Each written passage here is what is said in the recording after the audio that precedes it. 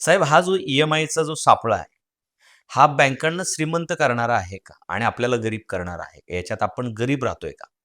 कसं आहे, बँक आपल्याला गरज असते म्हणून लोन देते आणि लोन मिळालं की आपण खुश आणि त्या गरजा पूर्ण झाल्या की अजून खुश होतो. त्यामुळे ते समाधान जर मिळत असेल, तर मी म्हणेल की तो ई-एम-आय खूप छान आहे. पण समाधानाची डेफिनेशन ही प्रत्येकाला मांडणं फार गरजेचं आहे. तर बँक श्रीमंत होते का? प्रश्नच नाही. बँक श्रीमंत होते, पण आपल्याला समाधान पण देते. पण ते समाधान मिळवण्यासाठी आपण काय-काय भविष्यातल्या गोष्टी कॉम्प्रोमाईज करणार आहोत, ह्याचा पण एक ठोकताळा करणं गरजेचं आहे.